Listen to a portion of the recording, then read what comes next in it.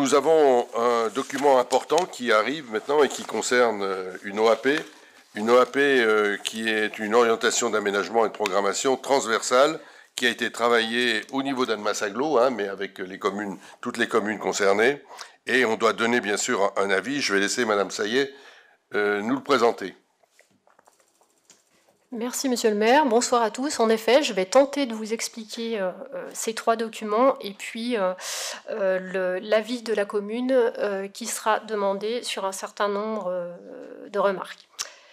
Les objectifs nationaux et européens d'atteinte de la neutralité carbone d'ici à 2050 imposent la mise en œuvre d'une transition énergétique ambitieuse pour limiter l'ampleur du changement climatique. Le territoire d'Annemasse-Agglo connaît déjà les effets du dérèglement climatique au sein d'une région alpine, comme vous le savez, qui se réchauffe plus rapidement que la moyenne. Plusieurs conséquences sont déjà connues et doivent être intégrées dans les politiques d'aménagement du territoire. Dans ce contexte, l'écriture d'une orientation d'aménagement et de programmation dite OAP énergie-climat, partagée par les 12 communes, comme l'a dit Monsieur le maire, de la communauté d'agglomération Annemasse-les-Voirons, constitue un engagement politique collectif pour adapter le territoire à ces nouvelles réalités. L'ambition est ainsi de répondre aux défis de la transition énergétique et du changement climatique dans de nombreux domaines en lien avec l'aménagement et l'urbanisme, l'habitat, la consommation foncière, la nature en ville et la biodiversité, l'eau, la mobilité, la qualité de l'air, la sobriété et la transition énergétique et bien plus encore. Ainsi, cette OAP est transversale, de par ses orientations, mais aussi sur notre territoire de 12 communes. Cette démarche collective a été souhaitée pour faciliter l'appropriation, la lisibilité et la coordination des orientations politiques liées au changement climatique et à l'énergie, et ayant vocation à être reprises dans les plans locaux d'urbanisme, donc notre PLU. Ces orientations sont notamment issues du schéma de cohérence territoriale révisé en 2021, du schéma directeur de l'énergie de 2022 et du plan climat-air-énergie territoriale en cours de révision. Le document d'orientation et d'objectifs du SCOT d'Annemasse-Agglo définit 4 objectifs en lien direct avec les enjeux du changement climatique et de la transition énergétique. Inscrire le territoire dans une transition énergétique et écologique engagée en lien avec le CAET. Maîtriser les consommations énergiques du territoire. Augmenter la part des énergies renouvelables locales dans la consommation énergétique du territoire et s'adapter au changement climatique en anticipant et atténuant ses effets. Afin de faciliter la déclinaison opérationnelle de ces objectifs dans les PLU des communes, il est prévu dans le DOO qu'une réflexion d'aménagement global sous la forme d'une OAP transversale sur la thématique de l'énergie et de l'adaptation au changement climatique soit intégrée dans les PLU des communes. Annemasse-Agglo a élaboré avec celle-ci la proposition d'OAP énergie-climat afin d'aboutir à des principes partagés.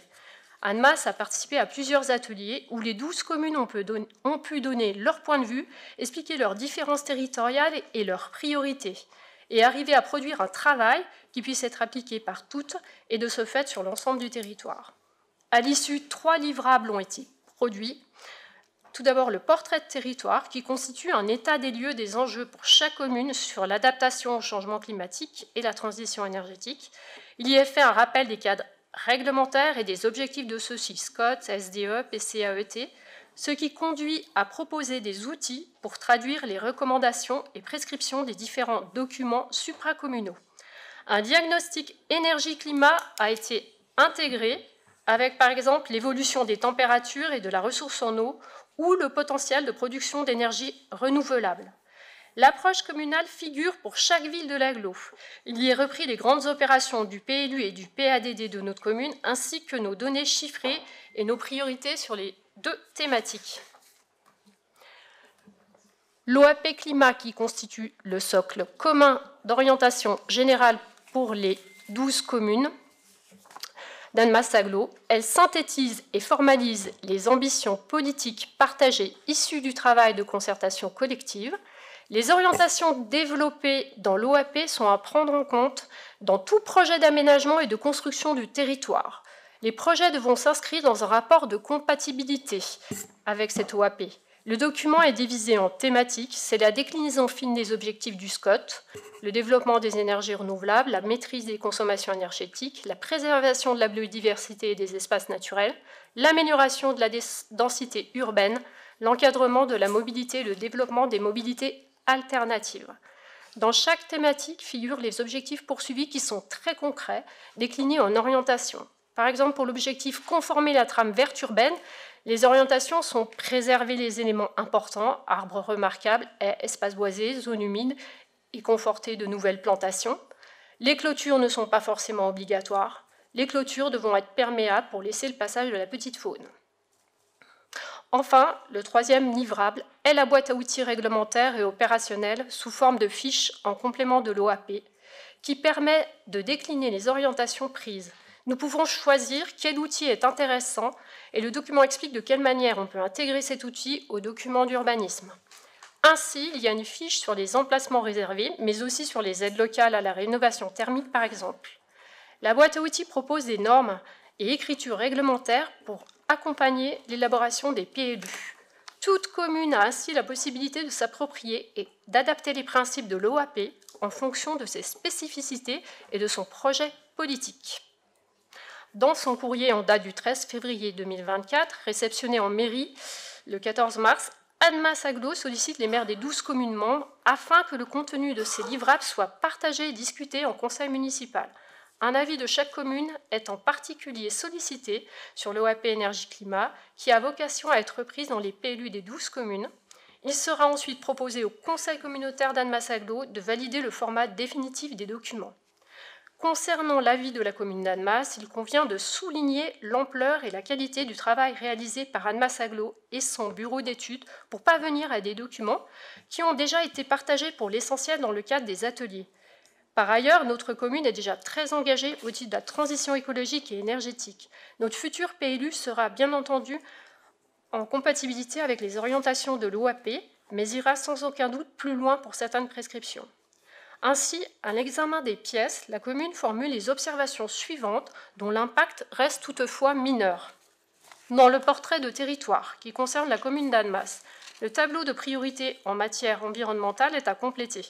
Au vu des travaux en cours sur le PLU, et notamment du débat sur le PADD, les 3 premiers axes, environnement, trame verte et bleue, espace public, mobilité, constituent une priorité haute.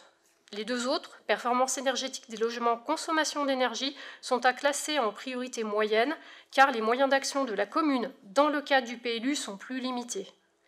En ce qui concerne l'OAP énergie-climat, dans l'objectif de maîtriser les consommations énergétiques et favoriser le confort thermique, il est proposé l'ajout d'une recommandation visant à la réalisation d'une étude bioclimatique pour des projets de construction d'envergure, à partir d'un seuil défini par les communes selon leur forme urbaine notamment.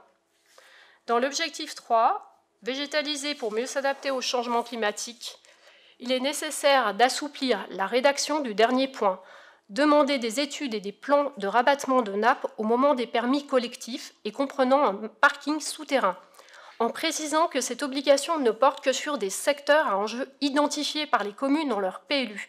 En effet, cette obligation semble inadaptée dans des secteurs urbains denses en renouvellement et sans problématique hydrogéologique. En revanche, elle est nécessaire dans des secteurs sensibles comme le brouhaha par exemple. Dans l'objectif 5, encourager les mobilités et promouvoir les mobilités alternatives, il est précisé que cet objectif reste en attente du résultat des travaux menés dans le cadre du projet de plan mobilité. Toutefois, il est nécessaire de réaffirmer dans l'OAP que le but recherché par cet ensemble de mesures est une diminution de la place de la voiture. Dans l'objectif 5, encourager les mobilités et promouvoir les mobilités alternatives, adapter le réseau de voirie, il est nécessaire d'une part de définir les critères permettant aux communes d'identifier les catégories de voirie concernées, afin qu'elles puissent facilement les identifier ou renvoyer à la boîte à outils pour cela, et d'autre part de déterminer le type de projet auquel ces dispositions s'appliquent, à savoir les voies nouvelles ou les travaux lourds de réaménagement de voirie. Ceci étant exposé, vu la délibération du Conseil communautaire du 15 septembre 2021 approuvant le SCOT révisé d'Annemasse Agglomération, vu la délibération du Conseil communautaire du 7 décembre 2022 approuvons le schéma directeur de l'énergie d'Annemasse Agglomération et de son plan d'action.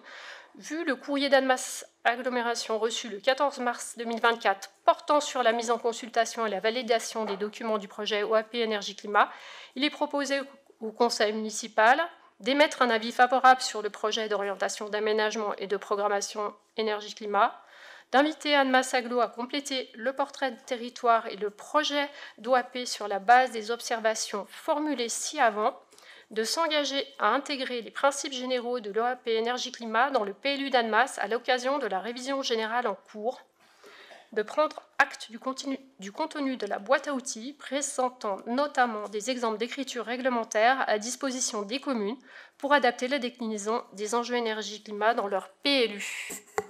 Merci pour cette présentation très, très complète. Donc en fait, on est très content de travail qui a été fait. Et on y ajoute quelques petites remarques de détail qui concernent la spécificité de la ville. Et bien évidemment, on s'engage à ce que le nouveau PLU intègre l'ensemble de ces orientations. Est-ce qu'il y a des interventions? Oui, monsieur Le Boguillou. Oui, merci, bonsoir.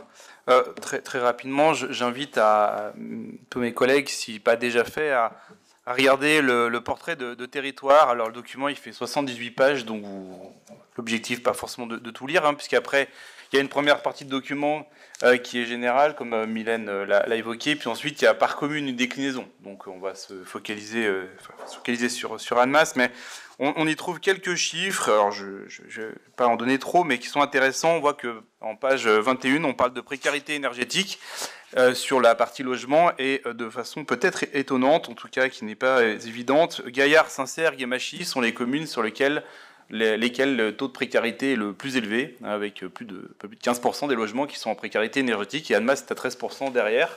Mais voilà, c'est toujours intéressant d'avoir ça. Donc des fois, on parle peut-être d'une politique annemassienne, mais non, elle concerne bien au-delà. On a un peu plus loin, c'est en page 25, sur les véhicules. Au niveau de l'agglo, on a 63% de déplacements en voiture, auquel on rajoutera 11% de déplacements en deux roues, ce qui donne un peu une idée de la part des véhicules voiture et deux roues, pour à peu près 16% de transport en commun. Bon, sur Annemasse, on sera à 40% au niveau de la voiture. On voit un petit peu le déclinaison aussi. Donc l'agglomération a fait un travail de déclinaison par commune, puisque parfois ça concerne tout le monde, et parfois c'est évidemment à décliner. Et puis, voilà, il y a d'autres enjeux qui sont cités, notamment autour de l'eau, avec des dépassements en cas d'orage. Enfin, regardez le portrait global de l'ensemble de notre territoire d'agglo et la déclinaison, mais ça a été bien détaillé déjà sur Annemasse. Voilà. Merci. Merci. Madame Mika. Oui, bonsoir. Je vais aller dans le sens de monsieur Le Boguillou en disant que le document est très intéressant à lire et apprend beaucoup de choses et permet justement de voir toute l'évolution. Je voudrais remercier Madame Saillé pour ce bel exercice de lecture qui aurait été peut-être plus apprécié si une présentation avait été faite plutôt que de lire le document que nous avons tous lu, et qui aurait pu peut-être stimuler un petit peu plus les personnes à comprendre ce qu'était cet enjeu-là. Voilà, merci beaucoup. C'est gentil, merci. Merci, c'est gentil. Monsieur Gaillard. Je voulais juste répondre. Oui. J'ai fait cet exercice justement parce que je n'étais pas sûre que tout le monde ait lu entièrement le document comme vous l'avez fait. Monsieur Gaillard. Oui, juste une remarque. Le travail actuel sur la révision générale du PLU nous conforte avec ce document. C'est-à-dire que quand on regarde, il y a peu de remarques. C'est-à-dire qu'on est totalement en phase entre le travail que l'on fait depuis un an et demi sur la révision générale, et on est complètement en phase avec cette OAP. C'est-à-dire qu'il n'y a pas eu de choses révolutionnaires qu'on a appris, puisqu'on est dans le même timing en quelque sorte. Donc je pense que les remarques qui ont été faites sont tout à fait cohérentes sur les études, des choses comme ça, et vont dans le bon sens. Donc c'est un document important quand même. Merci, oui, je crois que c'est un document très important. C'est un gros travail qui a été fait au niveau de l'agglo, y compris, je reprends ce que disait à juste titre et de manière intéressante Madame Saillé, c'est le fait que les communes ont été très associées avec le travail de l'agglo.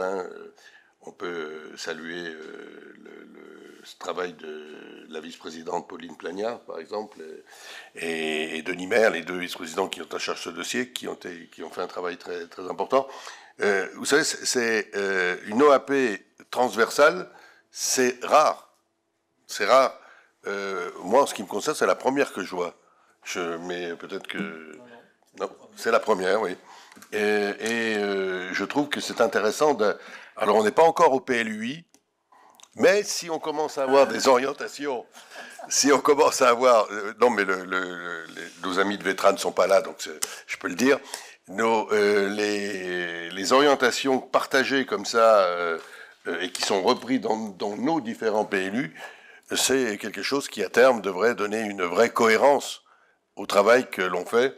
D'autant plus que, je vous le rappelle, je vous le signale, la décision n'est pas encore officielle, puisqu'il faut l'avis de tous les conseils communautaires, mais la révision des statuts du pôle métropolitain fait qu'il y a une carte SCOT maintenant, et donc le prochain SCOT, c'est un SCOT qui devra intégrer ce genre de documents, et qui couvre Pays de Gex-Aglo, le territoire de Val-Sorone, la communauté de communes du Genevois et Annemasse-Aglo, c'est-à-dire un ensemble important dans lequel, là aussi, on aura des cohérences à avoir et à prendre. Est-ce qu'il y a d'autres interventions? Est-ce qu'on peut passer... Oui, M. Gaillard. Pour rajouter, oui, il y a quelques temps, j'avais fait de formation avec le CAUE et la région de Grenoble a ça depuis pas mal d'années. Et ce que je trouve intéressant, c'est effectivement la concomitance entre le PLU et cette OAP, c'est-à-dire que les deux avancent en même temps en quelque sorte. Et ça se décline dans les PLU et cette OAP transverse, moi je la trouve quand même très intéressante effectivement pour pousser les PLU à s'adapter. Merci. Je mets aux voix. Est-ce qu'il y a des votes contre? Est-ce qu'il y a des abstentions? Merci pour l'approbation unanime de cet important document.